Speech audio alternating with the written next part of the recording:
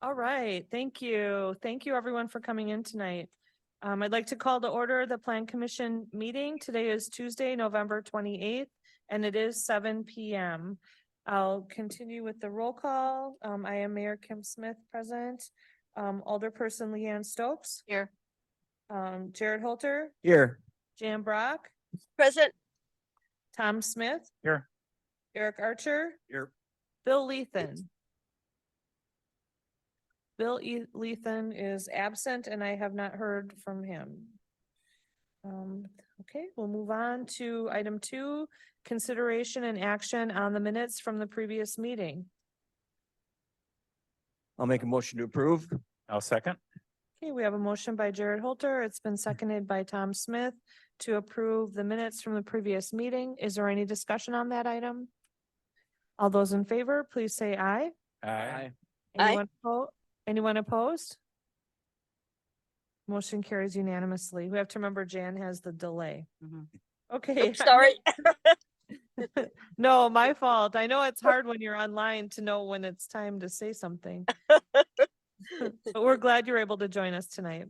Thank you. Item 3 is public input. We do have 2 public hearings later in the agenda, but this is the time in the agenda where anyone from the public can address the Plan Commission. If you would like to do so, please come up to the podium, state your name and your address, and limit your comments to 3 minutes. Would anyone like to address the Plan Commission this evening? Second call, if anyone would like to address the Plan Commission this evening. Third and final call for anyone wishing to address the Plan Commission this evening. Public input is now closed and we will move on for consideration and possible action on the following items. Item 4 is a public hearing for the Planned Commercial Industrial District amendment application to amend the Crossroads Development PCID to facilitate the redevelopment of the property and request deviations from the sign code relating to the sign allotments for the regional business B3 district for ground, freestanding and wall signage, and allow the wall sign allotment to be based on independent facade entrances for the building as opposed to the building as a whole located at 9344 State Road 16. This is tax parcel ID number 18-3531-1, and the applicants are Borton Construction and Laney WI LLC.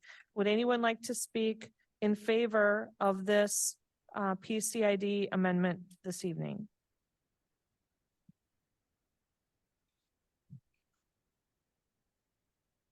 Welcome. Thank you. Paul Borsheim with Borton Construction. I'm here basically to answer any questions on this proposed amendment. We've been working with Katie and the owner. This is the existing TJ Maxx space that they are relocating, and we're in the process of finding tenants to go back in there. But a couple of years ago, the zoning in that area changed, and I believe it's down to like 40 square feet allowed for the sign, basically for the whole center. So this is kind of cleaning up for that retail area what we are allowed for signage. So I'll stop speaking and answer any questions, or if Katie has any questions too. Okay, thank you for coming in tonight. We appreciate that. Is there anyone else that would like to speak in favor of this amendment? Third and final call for anyone wishing to speak in favor of the PCID amendment. Okay, that portion of the public hearing is now closed, and I'll ask if anyone would like to speak against this Planned Commercial Industrial District amendment application regarding the sign. Second call for anyone wishing to speak against. Third and, oh, sure, yep, that's okay. Yep, you're okay. Okay, so this is about the Rezoning? no, this is about the signage. Oh, okay. I just had asked my neighbors and they weren't quite sure either. Okay, that's okay, no problem. It's no problem at all. Okay, so we were asking if anyone else would like to speak against the Planned Commercial Industrial District Amendment application to amend this property and allow a change in the signage. Okay, the public hearing is now closed, and I'll ask Katie Aspenson, our planning manager, to introduce this item to our plan commission. Thank you, Mayor. So this PCID amendment request is to allow for 2 deviations from our sign code to facilitate the redevelopment of the property. Specifically to allow the Regional Business District B3 for ground freestanding signs and wall signage, and then also allow the wall signing allotment to be based upon independent facade entrances as opposed to the building as a whole. So what that means is that if there is one tenant within one single building on a separate parcel, you would be allowed by our sign code in the B3 district up to 500 square feet or 40% of the facade. So in this instances, there is one building with 3 separate tenants, currently the TJ Maxx, PetSmart, and Old Navy. So technically, they should have to share the 500 square feet for all 3 businesses. And this is not the case. They were allowed to have additional signage previously, but it is now considered non-conforming. Back in 2020, when we redid our Unified Development Code, this property became zone mixed use community. So they're allowed, as stated previously, significantly less signage than they were before. So the purpose of this request, which they have the ability to do so as they are in excess of 1 acre, and as there is currently a PCID, a Planned Commercial Industrial District overlay on file, to ask for a deviation. So in this request, they're asking to be treated in the context of signage alone like any other B3 district. That district gave them the signage allotment that they were allowed to have pre-change of the zoning code. So they're basically asking to be closer to what they were originally approved to be in the beginning. The second request is basing it that 500 square feet not be shared amongst all 3 tenants, but that it would be looked at as an independent facade.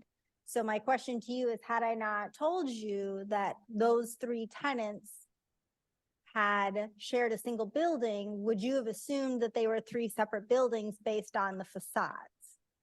So likely the answer to that question is yes. And the intent is that extra effort has been made to make them look as disparate, separate structures. So the request is that since they have that appearance, that each individual facade that looks like its own building be allowed that 500 square feet or 40%, whichever is less.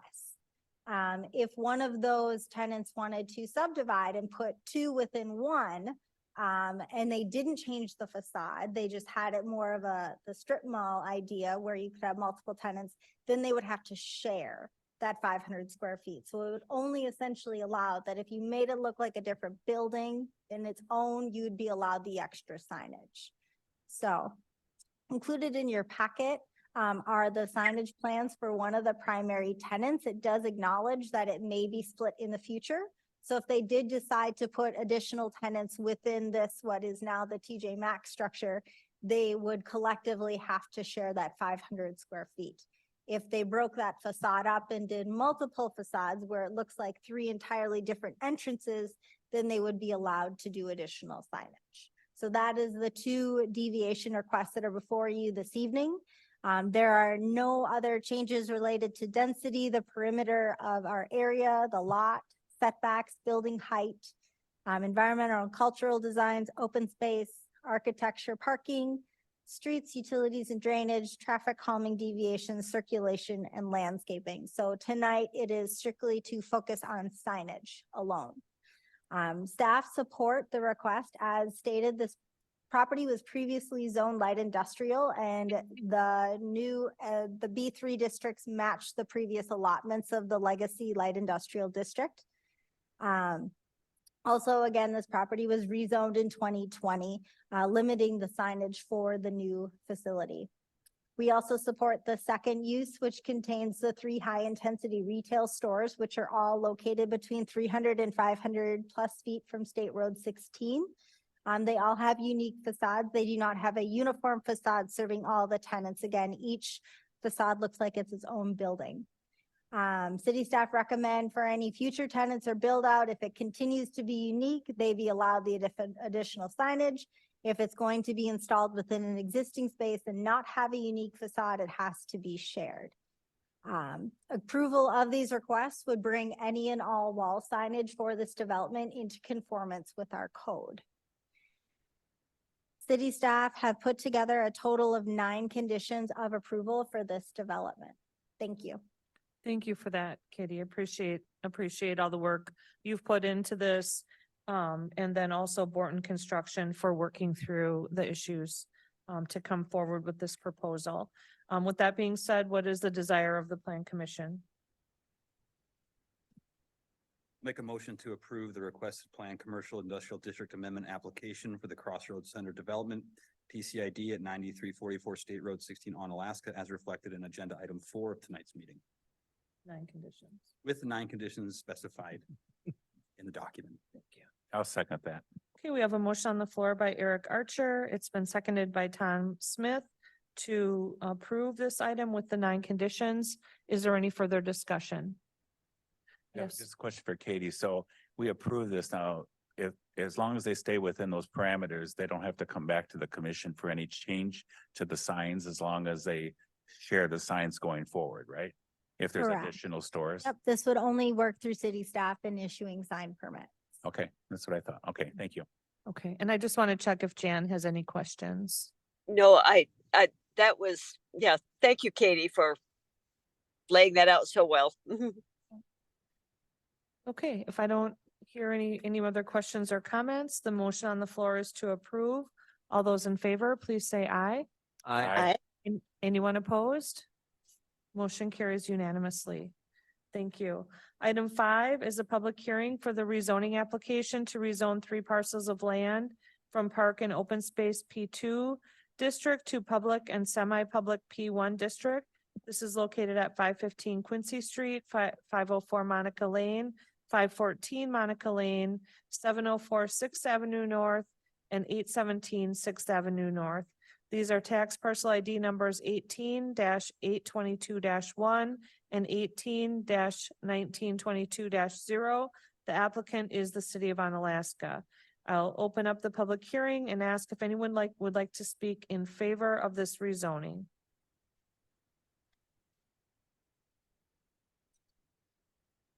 Okay, hold on. Come up to the microphone, state your name and address. Ms. Manette, I'm Manette. Schleifer and I'm on 616 Monica Court. Okay, I received the notice in the mail that the park was going to be, there was going to be an all abilities park. Is this an approval for the park or just a rezoning or? I'll address your question. okay, we'll address we'll let the Katie Aspenson resolve your question. Okay. Do you have any other questions? You mean privately, not in, I haven't seen what they're going to do to make that park. I mean, I don't see any pictures up here of what the plan is for the park, the all abilities. Okay, usually in the public hearing, it's not a dialogue. Like if a person has an opinion, this is the place like where we hear what the opinion is, but we're willing to hear your questions. And then you can sit down and we can address your questions.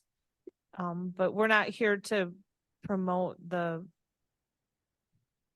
we're just here. to You're not listen. making any decision about it today, We're making a decision about the rezoning. but not about the all abilities part and how it's, I'll answer your question in just a couple minutes. all right. I just don't want something to be decided on without input. That's all. Right. All right. Thank you. I know it's hard to understand the process sometimes.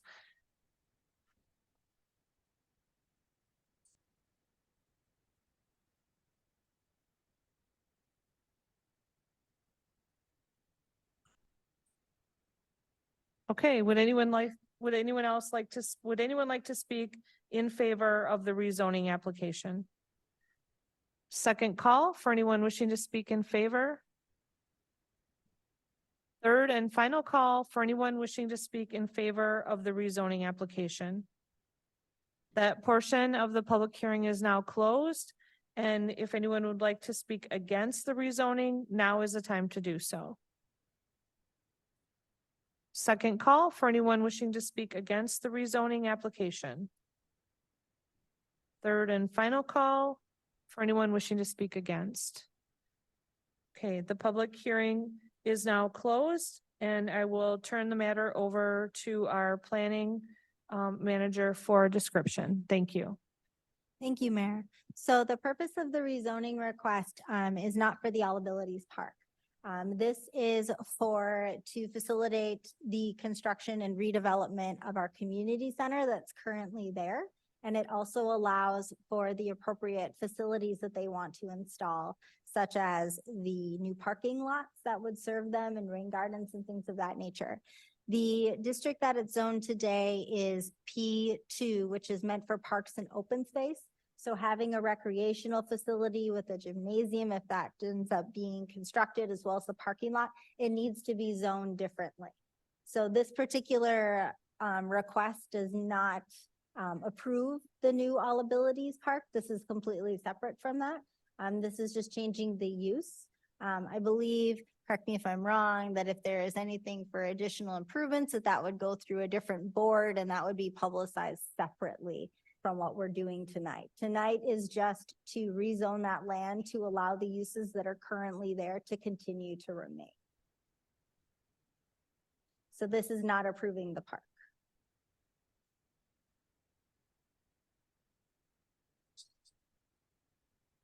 About the All Abilities Park, I would recommend that you contact Dan Wick, our Park and Rec Director. No. That I would direct you to talk to Dan Wick about, our Park and Rec Director. I don't want to misspeak and give you the incorrect information.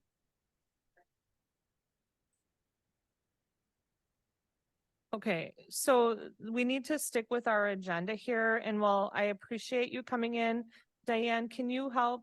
Alder, our council president is here, and she can help connect you with the information that you need, which is outside of, or maybe Rick could help as well, which is outside of the venue of this meeting. So let's get back to I don't know where you left off, Katie, for what you need to say. As stated, the public and semi-public district will allow our proposed facility as permitted uses, and it complies with all the lot and site dimensions for the P2 district. Included in your packet are 4 conditions of approval for this development. Thank you for that, Katie.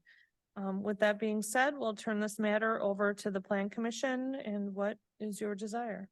I'll make a motion that we approve the rezoning application to rezone 3 parcels of land from the Park and Rec Space P2 district to public and semi-public P1 district located at 515 Quincy Street /504 Monica Lane /504 Monica Lane 704 6th Avenue North, 817 6th Avenue North, Onalaska, Wisconsin, 54650. Tax parcels 18-822-1, 18-822-1, and 18-1922-0. Applicant of the city of Onalaska with the 4 attached requirements. Conditions. Thank you, Tom. Is there a second? I'll second the motion. Okay, we have a motion on the floor by Tom Smith. It's been seconded by Jared Holter to approve this rezoning application. Is there any discussion? Alder Stokes? Katie, can you go into a little bit more detail on what's currently on these lots? And how that would affect what's currently there? Thank you. I think I could probably start, the lots, well, currently there's a variety of uses on those lots. There's the 2 softball, baseball fields adjoining Quincy Street. There's a park shelter that, face between the 2 ball diamonds that has access off of Monica Lane. There's also a city well number 7, that has access off of Monica Lane in the northwest part of the lot at the corner of Monica Lane and East Avenue. There is the community center, which is the existing community center building that's been in there since the early 70s. As you proceed through the park and go up towards Spruce Street, there's the Lion Shelter, it's called, that has been there for a number of years. There is some playground equipment tucked up in the park, up kind of behind the residential area, up between 6th and Spruce. On the east side of 6th Avenue, you have the city lift station facilities. There's a sanitary sewer lift station that was constructed, put in the late 50s, that was just reconstructed a few years ago. And then you also have the tennis courts that adjoin Quincy Street. I think that's probably most of the uses that are, and a walking path there to connect 6th Avenue to Spruce Street. So there's a variety of uses that are on those parcels. Thank you for that, Jared. Eric, did you have a question? Mine was similar. The use of those areas are, I live on 10th, so I see those used all the time. You know, personally, of course, my kids learn to play baseball there, but every day you drive by, there's folks, you know, playing baseball with kids, you know, playing tennis there. So my concern, you know, understanding that we apply the regulations as they are, but my concern would be just the giving up of those public spaces as used in terms of our city and that small town feel. It's the assessment, I guess, that was done in terms of trade-off of giving up that space. I'm hesitant without understanding that better. Does that make sense? Yeah, I don't think we're giving up the space. Maybe Katie could answer that question better. So the purpose of this rezoning is to essentially allow the facilities that are there today. If you have a standalone park, if you have the community center facility itself, as well as the parking, those uses are not outright permitted in the P2 district. So like you've heard me discuss in the past, sometimes we have non-conforming uses. So it is a park. It will stay a park. There is no concern of that. The land will not go to someone else. It is for the public. The intent is to make us conforming, like we want all properties to be conforming with our zoning code. So by changing them to the public and semi-public, it stays city park. A park is outright permitted. We're not changing any of those uses. It just allows us to have what is there today. Essentially, the recreational facility of the community center is technically not allowed in the P2 district. When we rezoned every park in the city, when we did our 2020 UDC amendment, we immediately assigned them to the P2 district, meaning for open space and parks, because not a lot of them have structures. In this case, we could have done the P1 district, which is what we're looking to do today, because when we redevelop the community center, we're going to have to make sure that it meets all of our dimensional requirements and goes through a site plan process. And in order to do that, it has to be appropriately zoned.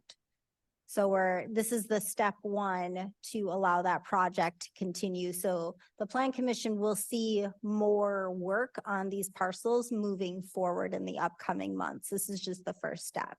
But in no way does any of this land not stay public park for the city. Perhaps I share some of the uncertainty that we saw just a little bit earlier. So the intent is uncertain to me in terms of, as stated, we're to construct a new community center, but I understand you saying that really what we're doing is bringing non-conforming facilities up to code ultimately. Those feel like different things to me, but I hear you saying They're the same in this case. Okay, so we're not ultimately making any decisions about the construction of anything right now. We're just No. bringing facilities up to code that are non-conforming currently. Correct. I understand. I have a question. Go ahead, Jan. Sorry, but I agree with Eric. I'm glad to see that all the park facilities will stay there. My daughter learned to ice skate there. That was years ago. But anyway, my question is on the list of conditions. Number 1 says the rezoning fee of $300. Why is that waived? You know, It is waived because it's a city application and I would be paying $300 back to the city. So we Okay, do that's not- what I the city figured, doesn't but pay I our own didn't, fees. I've never seen that before. Thank you. Okay, all good questions. Any other questions or discussion on this item? Jared? I guess it'd be a question for Dan Wick, but I think in regards to use of the park, I think the comprehensive outdoor plan, the court plan that the Parks Department follows does outline what the uses are for this area. So I think that would be somewhat of a protection per se, or a plan that would be followed as far as what the uses would be here. So I think that is also something, a governing document that could be used as a policy document to show what we're going to continue to do at this facility or these spaces out here. That's a great point, Jared. I think it would have been beneficial perhaps to have him here. Borton is here for the previous signage. That might be a good thing that would help us clear up some uncertainty. But Katie, I appreciate you clarifying that for me. As I understand, then we're only voting tonight on bringing non-conforming facilities up to code. Everything else, which I've sense energy on, is not part of this discussion at all. Thank you. Okay, so the motion on the floor is to approve this rezoning request. All those in favor, please say aye. Any opposed, say no. Motion carries, and that was with the 4 conditions as well. Thank you for that good discussion. Item 6 is a certified survey map application to reconfigure 3 parcels into 2 parcels and 1 outlot. This is located at State Road 16, State Road 16 and East Park Plaza. These are tax parcel ID numbers 18-4459-1, 18-4461-0, and 18-4456-0. The applicant is Steve Nicolay. Katie? Thank you, Mayor. The applicant proposes to reconfigure 3 parcels into 2 new parcels and 1 outlot. Proposed lot 1 contains approximately 21.44 acres and lot 2, 51.03 acres. The CSM is the second step of the XL Nicolay development that was previously considered by the city. The proposed development comply with all the lot and site dimensional standards for the MUC district. There are 9 conditions of approval put forward with this development. Thank you. Thank you for that, Katie. What is the pleasure of the committee? Make a motion to approve the certified survey map with the 9 conditions as outlined in our packet. I'll second. Okay, we have a motion on the floor by Jared Holter. It's been seconded by Eric Archer. Is there any discussion? Leanne first. Hey, Katie, is this the area by the new XL warehouse?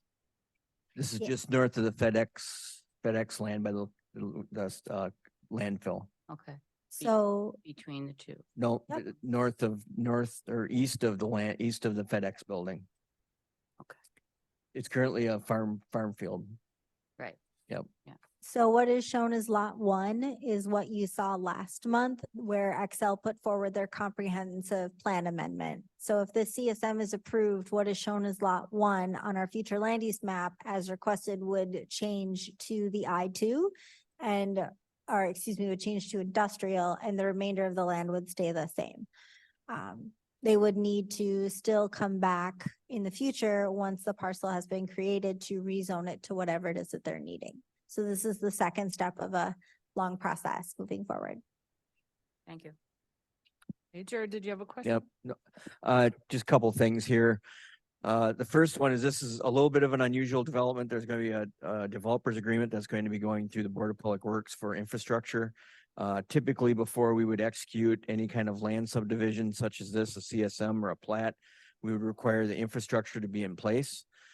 Sewer and water, street lighting, things such as that. In this development, due to the timing of the development and the sale of the lot, we're actually executing a development agreement that will have the money put aside to ensure those over the next year in 2024, those infrastructure items can be put into place. So typically we want to see the road and the sewer and water and those facility infrastructure things put in before we would actually subdivide the land, but in this case, we're doing it a little bit ahead of it. But that's so they can get this land sale through. We are protecting ourselves, the city with the developers agreement, so we can get all those items in.